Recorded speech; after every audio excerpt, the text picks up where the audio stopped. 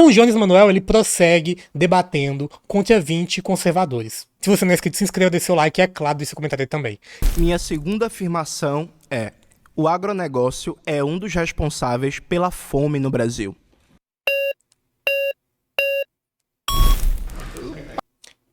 Mais uma vez, o Jones Manuel ele só traz pautas que não deveriam ser polêmicas, né? Só pautas que não deveriam ser polêmicas. Gente, é claro que o agronegócio é uma das causas da fome no Brasil.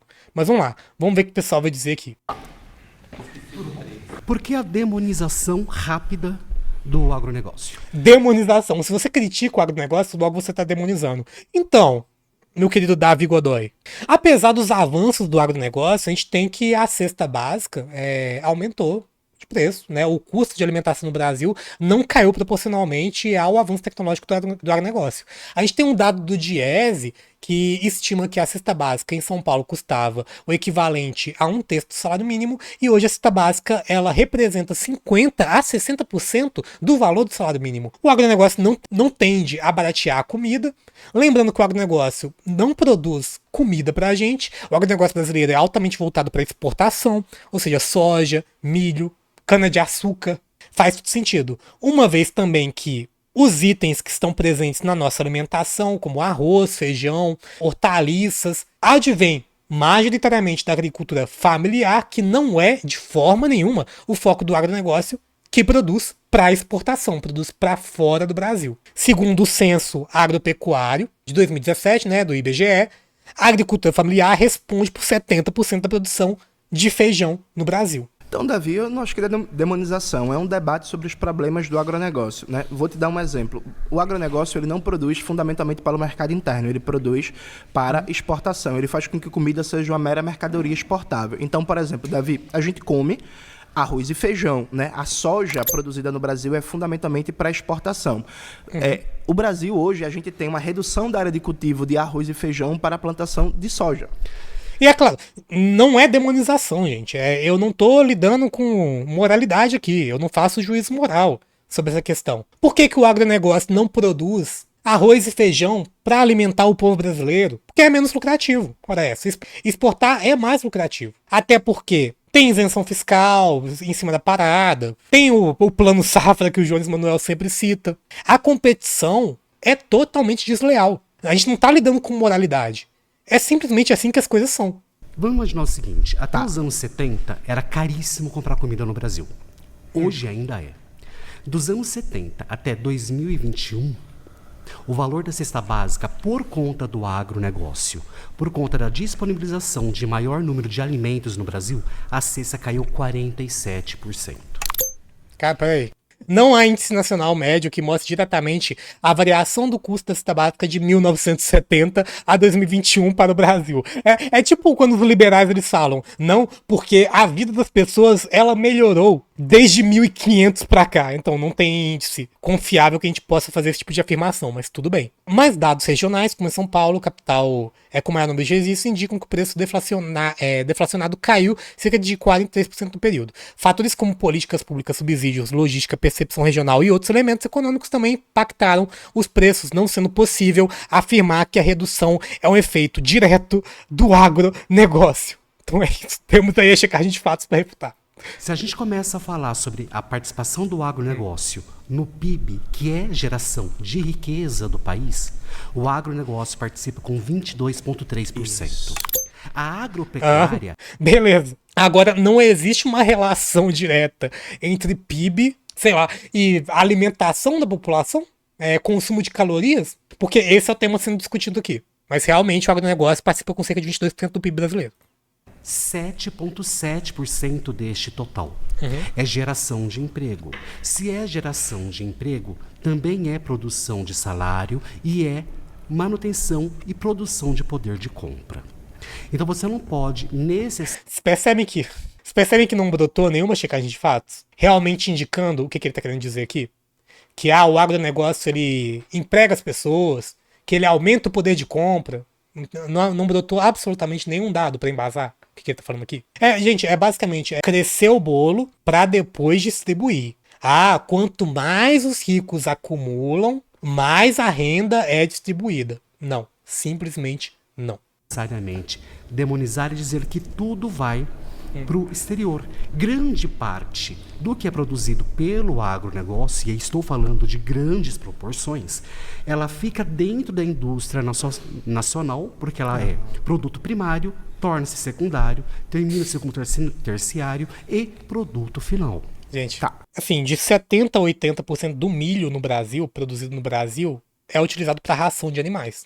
Esse valor também é pressionado por exportações. O milho, por exemplo, né, só dando um exemplo aqui, é uma commodity e é cotada em dólar.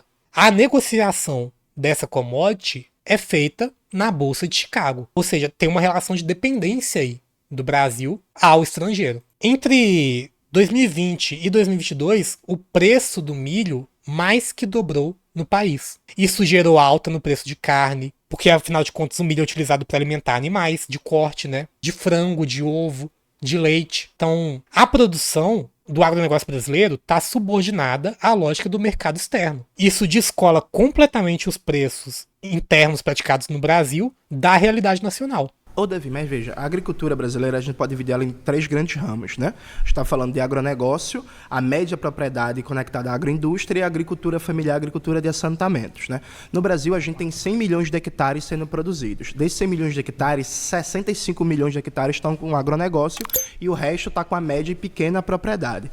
As culturas que abastecem o mercado interno no Brasil, como arroz e feijão, são produzidos fundamentalmente pela pequena e pela média propriedade.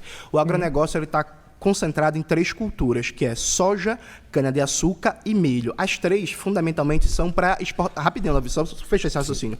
As 3 são fundamentalmente para exportação. É claro que a gente tem também o milho, é consumido no mercado interno, é base alimentar brasileira, mas o milho consumido... o mesmo exemplo, vamos lá. No mercado interno é fundamentalmente produzido pela grande propriedade.